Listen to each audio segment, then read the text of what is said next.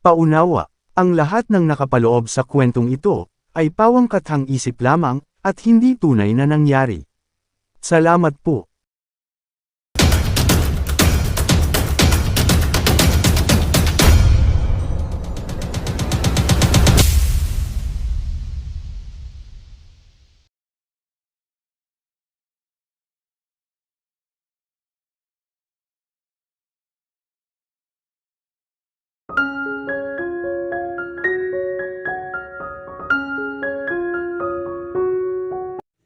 Gabi na, magpapahinga na ako. Tumayo rin si Franco nang tumayo si Sophia at damputin ang dalatig na balabala. Sophia, hindi ako masamang tao. Hindi ka dapat matakot sa akin. Nandito ako para protektahan ka. Sabi nito na umagapay sa kanya papasok sa beach house. Pinilit niya ang isang maiksing tawa. Ipapakulong kita kapag ginawa mo yun. At siguro naman ayaw mong magpa-iron squad ano? Oo naman. Tumawa rin siyang bahagya. Pagsapit sa puno ng hagdan, ay inilalayan siya nito sa sigo. Nagpaubaya siya. Ngunit hindi niya nagustuhan ang init na idinulot ng pagkakahawak na iyon sa kanyang mga binata. Kung mayroon yata siyang dapat katakutan, ay iyon walang iba kundi ang kanyang sarili. Good night, Franco. Aniya, pagsapit sa pinto ng silid niya. Good night, Sophia. Wala siyang masabi sa pagkamaginoon ni Franco. Ipinagbukas pa siya nito ng pinto bago tumalikod at pumasok na rin sa silid nito. Nakapindid na ang pinto ng silid ni Franco ay nakatayo pa rin siya sa bungad ng pinto ng sariling silid. Such a fine gentleman. Parang si Diego. Pati na ang fire of passion na madalas na makita noon sa mga mata ng yumaong kasintahan ay nasasalamin din niya sa mga mata ni Franco. Ano bang mayroon ng lalaki at nahuhulog dito ang loob niya? Ang apoy na nararamdaman niya kay Diego ay nararamdaman niya rin dito sa tuwing magdadaiti ang kanilang mga balata. At sa mga titig pa lamang nito ay napupukaw na ang kanyang kapusukan. Ano ang tawag ni Rowan? Desire? O dala ng pangungulila niya sa yumaang nobyo? Alin man sa dalawa, kay hirap aminin sa sarili niyang higit na kabang nararamdaman niya ngayon kay Franco kaysa noon kay Diego. Napukaw siya sa pag-iisip nang muli ay bumukas ang pinto ng silid ni Franco. Maging ito ay nagulat nang makita nakatayo pa si Rowan. Dobling gulat niya nang makitang nakaswimming trunk ito. Lumapit muna ito sa kanya. Masarap mag night swimming, lalo na kapag ganitong maalinsangan. Ikaw na lang. Panonoorin na lang kita mula sa balkonahe. Bakit ba nagkabuhol-buhol ang kaba niya sa dibdib tuwing malalapit si Franco? Playing lifeguard? Nanunodyo ang boss nito. Ayaw mo ba nun? Nag-aalala ko sa'yo. Gantin to Junia. Nangislap ang mga mata ni Franco. Matagal na panahon nang wala nag-aalala sa akin. Anitong hinaplos ang daliri ang pisngi niya. Salamat. Napalunok siya sa sensasyong gumuhit sa kanyang katawan. Ang mabangong ansamyo ng katawan ni Franco ay nakapagpapalito na kanyang kaisipan. Napabuntong hininga siya. Waring nahulaan nito ang nararamdaman niya. Tumawa ito at sa gulat niya ay kinintalan siya ng mabilis na halik sa gilid ng bibig.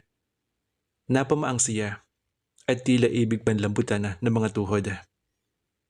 Hindi ko alam kung bakit parang hindi ka pa nahahalikan base sa reaksyon mo. Masyado ba naging maginoo si Diego at hindi ka man lang nahahalikan? Ano? Honey, just tell me what you want and I'll show you how to do it. Nag-init na magkabila niyang pisngi. Tila inaakit siya ni Franco and she is enjoying it. Bago pa siya nakapag-react sa sinabi nito, ay tumalikod na si Franco at tuloy-tuloy na nanaog. Naiwan siyang parang binabayo ang dibdib sa kaba. Mula sa balkonahe ay tinanaw niya si Franco Ngunit dahil bahagya na lamang bumabanag ang liwanag na nagmumula sa ilong ng balkon, ay nahirapan siyang sundan ang mga mata ang paglangoy nito. Dumepende na lang siya sa ingay na nililikha ng pagtatampisaw nito sa tubig.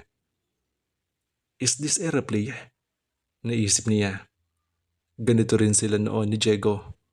Ang kaibahan nga lamang, hindi papayag si Diego na hindi siya lulusong sa tubig. Si Diego, ang lalaking inakala niyang kanyang-kanya. Ang puso nito, isip, katawan, at kaluluwa. Iyon pala, nakikihati lang siya. At ang masakit, parang lumabas na ginawala siyang libangan ni Diego.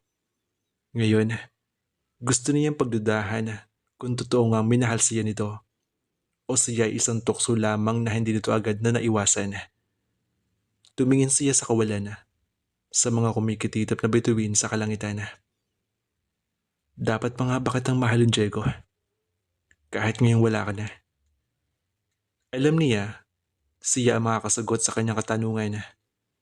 Pero hindi pa ngayon. Gulo pa ang kanyang isip. Mahal pa rin niya si Diego sa kabila ng lahat. Magkasunod na tawag sa pangalan niya ang nakapagpabalik ng pansin niya kay Franco. Inaninaw niya ito sa tubig. Ngunit kalbado ang dagat at walang Franco na naglalangoy. Kinabahan siya. Franco? Franco! Tawag niya. Ngunit walang Franco na sumasagot. Naku, baka ako napanon siya.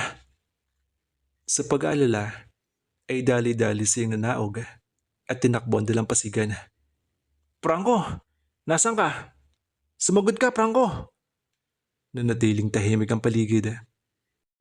Nang mapansin niya ito nakalutang, ilang metro ang layo mula sa dalampasigan. Hindi na niya inisip na mababasa ang kanyang damit. Ang sumaisip niya ay ang kaligtasan ni Franco. Lumusong siya sa tubig at nilangoy ang kinaroroonan nito. Oh, Franco! God, wag mo akong iiwan. Histerya niya nang malapitan ang nakalutang nitong katawan. Tangka niyang hawakan ng ulo nito para hilain sa dalampasigan nang bigla na lamang ito magsalita. Hindi kita iiwan, honey. Hindi. Napatili siya sa labis na paggulat at dahil na rin sa matinding nerbiyos. Lumubog sa tubig si Franco at naramdaman niya ang pagyakap nito sa baywang niya. Napalubog dun siya at nang umahon sila ay yakap-yakap na siya nito. Noon niya napansin na hindi pala kalaliman sa kanilang kinaroroonan. Bahagya na lamang lumampas sa dibdib ni Franco ang taas ng tubig. Tinakot mo ako! At sa pagkasyak ay napayak siya. Noon lang marahil na-realize ni Franco ang takot na idinulot nito sa kanya. Oh honey, I'm sorry. Please don't cry. Forgive me. Anito, naniyakap siya na mahigpit. Napayakap din siya sa binata at napahugulgol. Ang sakit-sakit ng dibdib niya. Labis ang takot na naramdaman niya kanina. I'm sorry. Paulit-ulit na sambit ni Franco. Nang humupa ang takot, ay unti-unti siya naging aware sa pagkakayakap nila ng binata. Gusto niyang kumalas, pero hindi niya magawa. Nahangkan siya nito, ay hindi siya nakatutol. Franco, ngayon, I have you, at hindi na kita pakakawalan. Bulong ni Franco sa pagitan ng paghalik nito sa kanyang leeg at punong tenga. Huwag! Ang pagtutol niya ay pinatahimik na muli ng mga labi nito hanggang sa namalayan niya ang sariling tumutugon sa mga halik nito at yakap. I want you, Sophia. Ang sinabing iyon ni Franco ay pinatunayan ng bigas nito na nadama ng kamay niyang hinawakan nito at dinala sa ibang bahagi ng katawan. Franco, sa nanlaking mga mata ay nasambit niya ang pangalan nito. Marami ka dapat matutunan, Sophia. At ako magtuturo sa iyo ng mga bagay na hindi na ituro ni Diego sa iyo. Sa pagkakabanggit ng pangalan ng dating kasintahan, ay para siyang nagising mula sa mahimbing na pagkakatulog Napapiksi siya at bago pa nakakilo si Franco ay nakalangoy na siya paahon sa dalampasigan. Narinig niya ang pagtawag nito sa pangalan niya, ngunit hindi siya lumingon. Tuloy-tuloy siyang pumanghik sa beach house at pumasok sa kanyang silid. Nanlulumo siyang napasandal sa pinto at huminga ng malalim upang magluwag man lamang kahit kaunti ang kanyang dibdib. Kung kanina ay hindi nabanggit ni Franco ang pangalan ni Diego, hindi niya alam kung ano ang mangyayari. Tinupok niya ang init na pinuko ni Franco sa kanya sa pagbabad sa shower, ngunit naroon pa rin at hindi maalis sa kanyang katawan. Sa nangyayari ay lalo lamang siyang naguguluhan. Paanong nararamdaman niyan ganon kay Franco, samantalang ang sinisigaw ng puso niya ay ang yumaong kasintahan na si Diego? Posible kayang umiibig siya kay Franco? Imposible. It's not love, but lust. Dahil nangungulila siya kay Diego at ito si Franco na nanunukso, ay napupukaw ang kapasukan niyang laan kay Diego. Iyon lang at wala na ibang dahilan. Ang nararamdaman nila ni Franco sa isa't isa ay pagnanasa lamang. Franco point of view. Nang umahon si Sophia ay tinangka itong habulin ni Franco. Subalit ang binata na rin ang pumigil sa sarili ng lubusan nang ma-realize na mali ang ginawa niya kay Sophia. Sinabi na nitong natatakot ito sa kanya. At sa nangyari kanina ay may basehan na ito para dumistansya sa kanya. Kung gagawin iyon ng dalaga ay hindi niya ito masisisi. Gusto niyang sisihin ang sarili sa masasabing pagsamantala niya sa pangungulila ni Sophia sa yumaong kasintahan. Ngunit paano niya ipapaliwanag ang nag-reaksyon nito na bagkus tumutol, maraing pagtutol, ay tunugon pa nito ang mga yakap niya at halik. Pero para kanino ang mga yakap at halik na iyon ni Sophia? Para sa kanya o para kay Diego? Marahil lang hangkan niya ito at yakapin ay si Diego ang nasa isip ng dalaga. Kung hindi, bakit magre-react ng ganun sa kanya si Sophia? At bakit nang mabanggit niya ang pangalan ni Diego ay para itong napapasong kumala sa kanya? Iisa lang ang kahulugan niyon. Si Diego ang nakikita ni Sophia. Pero paano niya sisisihin ito? Gayong sinadya niyang buhayin sa katauhan niya ang yumaan nitong kasintahan. Ginaya niya ang halos lahat-lahat sa katangian ni Diego na napag-aralan niya noong magkasama sila sa Mindanao. Isang bagay lang ang hindi niya gagayahin kay Diego at iyon ang ipagkapalit sa iba sa Sophia. Oo, maganda si Agatha kung ang pagbabasihan niya ay ang litrato nitong ipinakita sa kanya ni Diego. Ngunit kung bakit kay Sophia siya natulala na ang litrato nito ang kanyang nakita? Pag-ibig nga siguro ang dahilan. Sa litrato pa lamang ay minahal na niya ang dalaga. Kaya ngayon nakasama niya ito ay hindi niya mapigil ang sarili. Hindi naman siya ganun. He is always in control pagdating sa mga naging relasyon niya sa babae. Pero kay Sophia nasira siya. He can't get hold of his emotion. Maisip pa lang niya maganda nitong mukha. Ang kakit-akit ng hubog ng katawan ay nagbababangon ang init na tila yata'y tutupok sa kanyang katinoan. I must be going crazy. Naiiling na sabi niya sa sarili. At malamang na iyon nga ang mangyari kapag hindi niya naangkin si Sophia sa puso, sa isip, sa katawan at kaluluwa. Titiyakin niyang ito ang magiging pinakamagandang bride at habang may buhay siya ay poprotektahan niya ito sa lahat ng pagkakataon. Hinding-hindi niya ito sasaktan. Nang pumanghik siya sa beach house, ay dinala siya ng mga paa niya sa harap ng pinto ng silid nito. Kumilos ang kamay niya at marahang kumatok. Nang wala siya nakuhang reaksyon mula sa dalaga, ay nabahala siya. Baka wala ito roon at kung saan nagpunta. Sinubukan niyang pihitin ang doorknob. Bukas iyon. Dahan-dahan niyang itinulak. Wala nga roon si Sophia. Nahinuhan niyang nasa banyo ito at naliligo nang marinig niya ang lagaslas ng tubig mula sa dutsa. Basa rin ang ilang bahagi ng makintab na sahig. Natukso siyang lumapit sa pinto ng banyo. Gumuhit ang pag-alala sa mukha niya nang maulinagan ang pag-iyak ng dalaga. Kung maaari lang niyang aluhin ito, ikulong sa kanyang mga bisig. Pero hindi maaari. Wala pa siyang karapatan. Lumabas siyang nanlulumo sa silid ni Sophia. Baka kung maabutan pa siya roon ng dalaga, ay lalo lamang mamuhi sa kanya ito. Baka lalo lang maging komplikado ang lahat para sa kanya. Nag-shower siya at nagbihis. Saka nagpalipas ng oras sa balkonahe. Inaantabayan na niya ang paglabas sa Sophia sa balkonahe. Ngunit hindi ito lumabas. Nanlumo siya. Iyon lang ang pagkakataong hinihintay niya para makahingi ng tawad dito.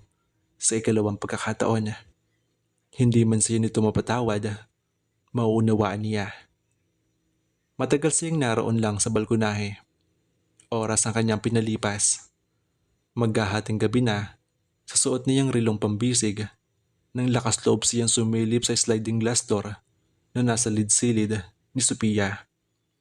Bahagya nahawi ang kurtina sa loob, kaya nasilip niya ang dalaga na sa wari mahimbing nang natutulog sa kama. Itinulok siya ng damdamin upang subukan kung hindi nakalak ang sliding door. At hindi nga, kaya walang kalatis siya nakapasok at nakalapit sa gilid ng kama nang hindi namamalay ng dalaga. Buong paghanga at pagmamahal niyang tinitigan ng mukha nito hanggang sa madako ang mga mata niya sa dibdib nito na nakaligtaw ang cleavage sa suot na pantulog. Bahagya ring nalilis ang laylayan ng maiksing pantulog nang tumagilid ito paharap sa kanya. Pigil hininga siya na inaakala magigising ito. Ngunit nanatiling himbing na himbing si Sophia. Natukso siyang maupo sa gilid ng kama. Maingat na maingat. Humaplos sa pisngi nito ang kanyang kamay. I love you, Sophia. Sabi niya nang dampayan ang halik sa pisngi ng dalaga. Walang reaksyon sa mukha nito. Mahingbip pa rin. Tumayo siya. Muli ay tinitigan ang maganda nitong mukha.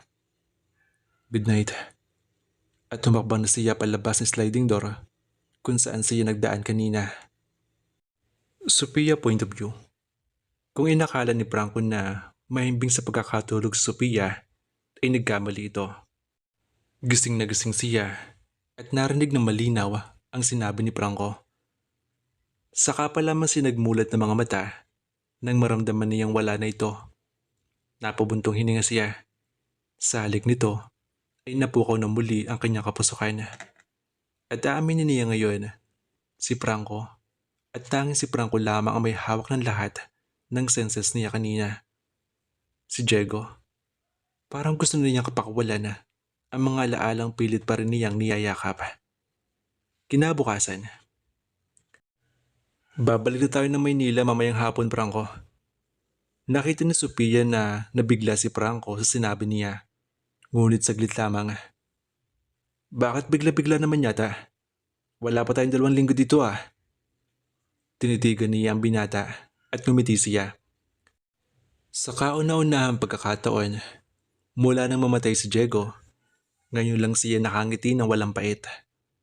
Kumunot ang noo ni Franco.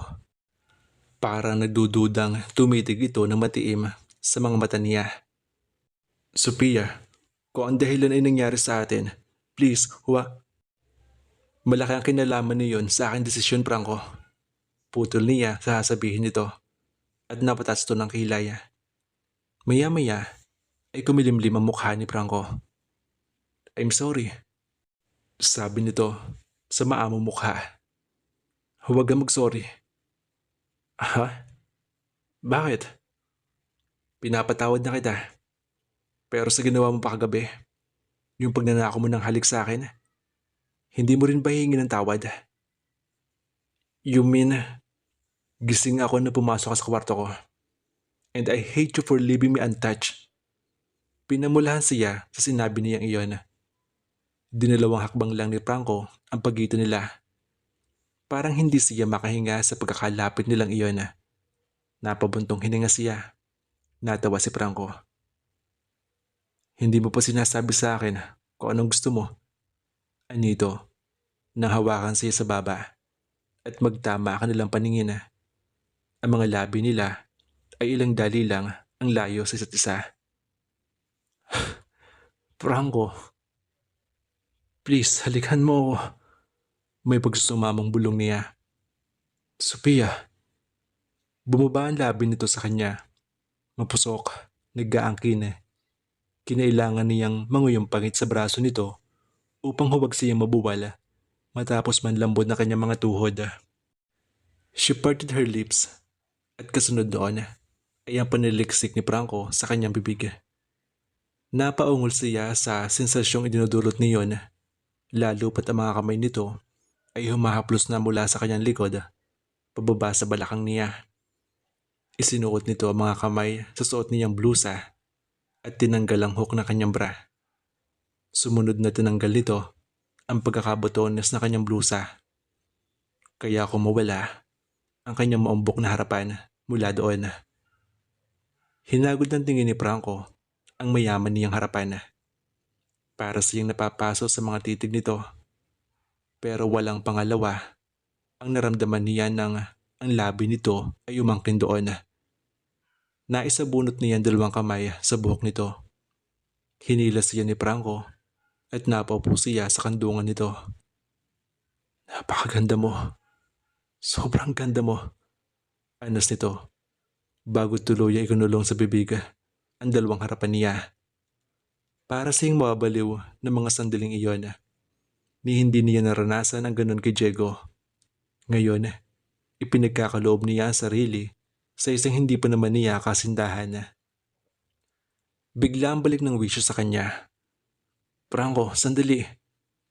Please, Sophia, please. Hindi ngayon, Franco. Mag-usap muna tayo. Tinangka niya itong itulak palayo sa kanya, ngunit wala siyang lakas. Pero alam niyang kailangan huwag umabot sa hindi pa nararapat ang namamagitang iyon sa kanila. Franco, please, sandali lang. Nagbalik sa mga labi niya ang halik nito.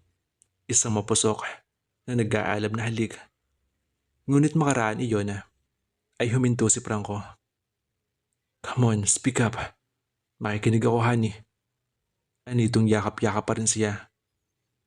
Paano tayo makapag-usap kung ganito tayo? Ang ibig niyang sabihin ay ang posisyon nila. At mga halikan na naman siya nito, ngunit mabilis niyang naiiwas sa mukha. Franco naman mag-usap muna tayo. Tumawa si Franco at ikunulo ang mukha niya sa mga palad nito.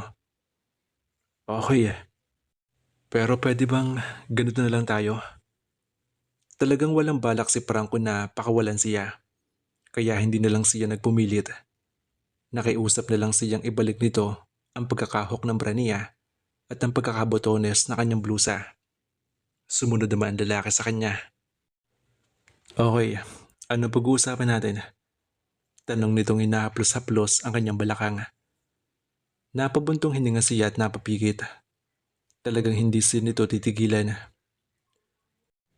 Franco, hindi ako mapag-isip ng maayos kung ganyan ka, sabi niya rito. Sorry, but I can't help it. Gusto kong hawakan ka Ewan ko sa'yo, Franco. Binigyan na ba kita ng karapatan, mister? Pagbibiro niya. Hindi pa ba? Sabi nito habang hinahaplos niya ang kanyang braso. Oh, Franco, please, huwag naman ganyan. Sa nakikiusap na tono na sabi niya. Okay. Tumigil ito sa panunokso at hinintay ko ano sasabihin niya. Okay, first, hindi dapat natin ginagawa to. Ani ni Sophia. Bakit naman? Dahil hindi mo pa ako boyfriend at hindi pa kita girlfriend, ganun ba? Oo. Sophia, I love you. Madamdaming sabi ni Franco. Sabihin mo mahal mo rin ako para magkaroon na ako ng karapatang mahalin ka. Mahal mo ako? Napakabilis naman yata, Franco. Paano kung hindi pala laban nararamdaman mo sa akin? Paano kung last lang? Maniwala ka sa akin, honey. Minahal na kita simula pa lang nung una. Mahirap ipaliwanag ah. Maaaring hindi ka nga maniwala eh. Pero totoo ang sinabi ko. Mahal kita. At handa kitang pakasalan sa kahit saang simbahan. Parang hinaplos ang puso niya sa huling sinabi ni Franco. Kasal. Pakakasalan sa kahit saang simbahan. Iyon ang hindi inalok sa kanya ni Diego. Pagkat mayroon pala itong ibang pakakasalan na. Kung nagagalit ka sa akin at iniisip mong mapagsamantala ako, hindi kita masisisi. Kung sabihin mong ayaw mo nang ako makita, teka, ano ba sinasabi mo? Sinabi ko bang hindi kita gusto makita? Putol niya sa sasabihin ng lalaki. Napakunot si Franco. Ang sinasabi ko lang, sinuswerte ka. Bago mo gawin sa akin ang gusto mong gawin, ligawan mo muna ako, no? You mean, oo, payag ako na ligawan mo. Kasi naman, pasang na lang nangahalik eh. Aba, hindi ako papayag, no? At kailangan pakasalan mo muna ako. Nagkunwari pa siya nagtatampo. Aba, kung kinakailangan tutukan kita ng... Napamulagat siya nang may maramdamang napukaw na gising yata kanina pa sa katawan ni Franco. Nang baril, gagawin ko. Hinampas niya ng marahan sa braso si Franco. Alam nito, nakuha niya ang panunokso nito. Saka na tayo bumalik ng Maynila, honey, sabi ni Franco. At muli siyang hinagkan-hagkan sa liig. Ayoko nga. Bumalik na tayo mamaya. Another night here alone with you? Baka kung ano pa mangyari. Well, depende. Kung hindi mo mapipigil ang sarili mo eh, bakit hindi kita pagbibigyan? Alam mo, bastos ka. Natawa siya. Magpapaalam ako sa mama at papa mo. Maya-maya sabi nito. Hindi ba masyado pang maaga? Tapat ang hangarin ko sa iyo, Sophia. At hindi ako tatakot humarap sa mga magulang mo. Kung maaari nga lang na hingin ko na agad ang iyong kamay sa kanila. Pagbalik natin, gagawin ko. Ano? Seryoso ka ba? Parang hindi makapaniwalang bulalas niya. Iba talaga kapag kay Franco mismo nang galing. Oo, seryoso ako, Sophia. Ngumiti siya at siya mismo ang humalik. No doubt about it. Aha, napatili siya na bigla nitong buhatin. Teka, saan mo ko dadalhin? Sa kwarto mo. Bulong nito. Nagtuloy nga sila sa kwarto at nag-impake. Lumipas ang mahabang sandali. Nakaparada sa panig ng bakuran ang military jeep na service ng papa niya nang dumating sila ni Franco galing sa Nasugbo. Tiyak na magugulat sila. Sabi niya nang ihinto ni Franco ang kotse sa tabi ng military jeep. Nauna itong bumaba at ipinagbukas siya ng pinto. Hinawakan siya nito sa braso hanggang sa makapasok sa bahay. Nadatnan nila ang mag-asawa sa sala.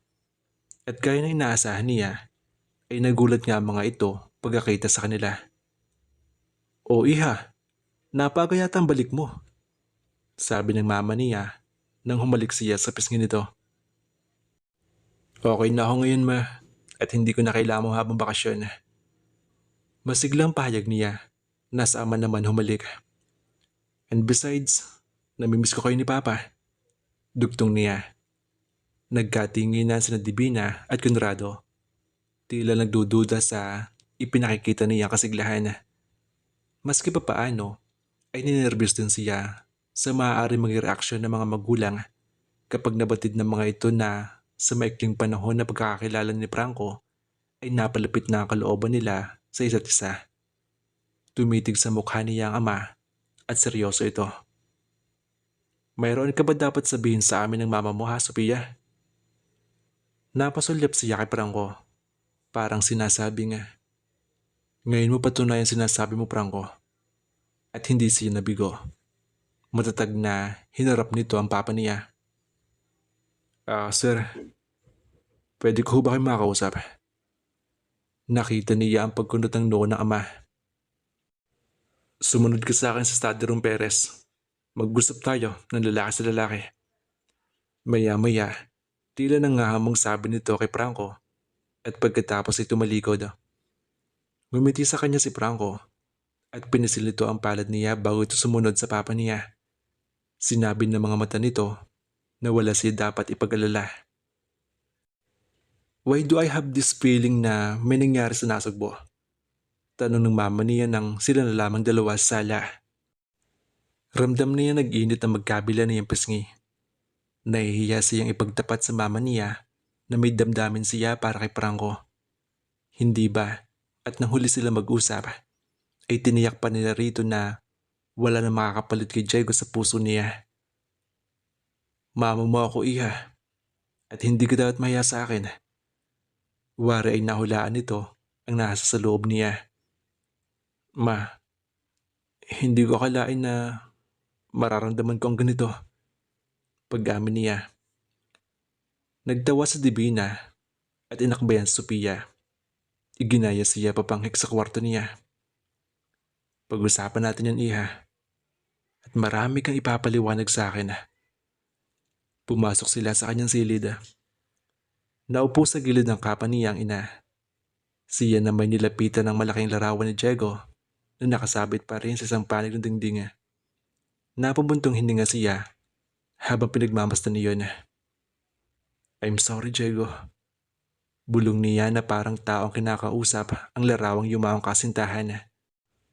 Wala pang 2 weeks ngunit heto at nagbalik ka na. Masigla at may kakaibang kislap ang mga mata. Tama ba akong isipin na may kinalaman si Franco at ang pinag-uusapan nito at ang papa mo sa mabilis na pagbabago ng aking yuna kay iha? Napabaling siya kay Divina at hindi na siya nakapagpakaila pa rito. Ipinagtapat niya ang lahat na nangyari sa kanila ni Franco sa Nasugbo, pero ang mga bagay na masyado ng personel. Wala siyang narinig na panunumbat kay Divina, bagkus ay napangiti pa nga ito habang napapailing. May nangyari ba, Sophia? Nagseryoso na ang mama niya. Ma, wala. Kilala mo ako. Oo naman. Kaya lang ay hindi ba napakabilis naman yatang magpalit ang damdamin mo? Napakiklipan ng panahon para sa dalawa ni Franco. It's easy to fall in love with Franco, ma. Dahil ba may resemblance siya kay Diego? Hindi ba unfair yun, iha? Ma, hindi ko siya pwedeng gamitin para lang sa nararamdaman ko. Sigurado ka ba dyan, Sophia? Sigurado ka ba na pagmamahal iyan? May pagdududa pa rin tanong ng mama niya. Ma, I'm old enough to know the difference. Katahimikan. Matamang pinagbasta ni Divina, Sophia. Paano na ang damdamin mo kay Diego? Kayo na rin po may sabi, di ba? Kailangan ko na siyang limutin. Nakatulong ang pagkakakilala ko kay Franco para matanggap ko na nabatay na si Diego. At ngayon ko napatunayan na tama pala kayo, ma. Siyempre naman, anak. Hindi nga ba't mother knows best? Napayakap siya sa ina. Oh, ma. Thanks for everything. Aniya. Hinagod dito ang buhok niya. Sana maging maligaya ka na this time, iha. Pero bigyan pa rin ng pagkakataon sa sarili mo na makapag-isip-isip. Salamat sa advice, ma. Susundin ko ang sinabi mo. Lumipas pa ang sandali. Matagal ang komperensya ng papa ni Sophia at ni Franco. Oras ang lumipas. Marami rin sila napag-usapan ng mama niya. Sa tagong bahagi ng isipan niya, naroon nakaba sa kung ano napag-usapan ng ama at ni Franco. Hindi siya mapakali at pinansin iyon ni Divina. Mama, bigyan kaya ni Papa si Franco ng chance? Ano na kaya napag-usapan nila? Hindi natin alam, Pero don't worry, siguro naman bibigyan niya si Franco ng chance. Lamang ay natitiya kung susubukan niya kung gaano katapat sa'yo si Franco. Tulad ko, ayaw na rin niya makita kung muli ka masaktan. Ma, iha, alam mo ba pero nabanggit niya sa akin ang disappointment niya nang malaman kakasal sa iba si Diego. Ang akala kasi niya noon ay si Diego ang kanyang mamanugangin pagdating ng tamang panahon. Gusto niya si Diego and I think magugustuhan din niya si Franco. Nanggilid ang luha sa mga mata niya. Ganon niya ako kamahal, ma. Gumaralgal ang boss niya. Of course. Mayroon ba namang ama na hindi nagmamahal sa kanyang anak? Noon kasi ay inakala niyang mas minahal nito ang namayapa niyang kapatid na si Lucas. Sapagkat kay Lucas, matutupad ang pangarap nitong magkaroon ng anak ng sundalo. At nang kitlin nga ng baril nito ang buhay ng kanyang kapatid, ay nakita niya kung paano naghihirap ang kalooban ng ama. O ano, mag-iiyak na lang ba tayo dito? Napangiti siya. Pinahid ng daliri ang luha sa mga mata. Ipinangako sa akin ni Franco na hindi niya sasaktan. Para nagmamalaking sabi niya sa ina. Abay dapat lang, dahil kapag sinaktan ka niya, kami ng papa mo makakalaban niya. Maya-maya may kumatok sa pinto. Narinig ang pagtawag ni Mimosa. Tuloy, anang ng mama niya. Bumukas ang pinto at niluwa ang katulong. Ate, bumaba raw kayo, sabi ni Kuya Ramon. Tumayo ang mag-ina. Nagpatiuna si Divina. Kasunod siya ni Mimosa. Pababa sila, ay nakaupo naman sa sala si Franco at ang papa niya. Nang makita sila ng mga ito, ay sabay na tumayo. May sinabi sa akin si Franco, iha. Totoo ba? Tanong ng papa niya. Hindi malinaw sa kanya kung anong ibig nitong sabihin. Napatungo siya gayon man. Well, kung ganon, nasa iyo ang pagpapasya. Hindi kami tutulong mama mo. Ang sa akin lang, parang masyado pang maaga para pag-usapan natin tungkol sa kasal ninyo. Napamaang siya sa narinig. Iyon bang sinabi ni Franco sa papa niya ang tungkol sa kasal? Akala ba niya ay hihingi pa lang nito ang permiso sa gawing panliligaw sa kanya? Maloloko yata siya. Hindi pa nanliligaw, pakasalan siya. Mabuti sigurong iwan na muna natin sila, Ling. Sinang-ayon na ng papa niya ang sinabi ng kanyang mama. Iniwan sila ng mga ito. Nang sila na lamang dalawa, ay kinumpronta niya si Franco. Pero hindi siya nagagalit sa binata. Anong kasal ang sinasabi ng Papa Franco? Paunang tanong niya. Tungkol sa kasal natin dalawa. Nakagating sagot ng binata. Hindi yata nakatiis. Tumabi ito sa kanya sa sopa at ginagap ang mga palad niya at hinagkanhangkan iyon. Franco, masyado ka mabilis Kunwari galit, gayong gustong gusto naman niya ang pagiging maginoong agresibo nito. I love to kiss you anywhere. Nanunuksong kinagat-kagat nito ang dulo ng mga daliri niya. Kinilig siya. Franco, ano ba? Baka tinitingnan tayo ng mama at papa, nakakahiya. Honey, wala pa akong ginagawa. I'm just kissing your hand. Please, Franco, stop. You're torturing me. Matunog ang tawa nito. Hindi mo alam, ako na-torture sa'yo. Lalo na noong nasa beach house tayo. When you are wearing those bikinis. And I can't do anything but stare at you. Oh, how I suffered. Pinamulahan siya ng pisngi sa sinabi nito. Hindi siya aware noon na pinaghirap niya ang kalooban nito. But I like it best when you wear nothing. Bulong nito. Napairap siya dito. Alam mo, bastos ka talaga. Pahigik niya. Marahan itong hinampas sa braso. Seriously, honey. Kulang na lang umabot ako noon sa boiling point. Inilapit ito ang mukha sa kanya. Nakiliti siya sa mainit na hininga nitong dumampi sa pisngi at tenga niya. Hinihipan ba ni Franco ang tenga niya? Franco, ano ba? Tumigil ka nga diyan. You are teasing me again. Kapag kasala tayo, tuturuan kita kung paano humilig. Pero parang gusto ko nang simulan ngayon. Franco, naghatid ng kilabot sa kanya ang ginawa nitong paghaplo sa likod niya hanggang sa baywang. Nagtama ang kanilang mga mata at hinintay niyang halikan si nito. Ang mga labi nila ay hininga na lamang pagitan. Ngunit hindi siya hinalikan ni Franco sa labi.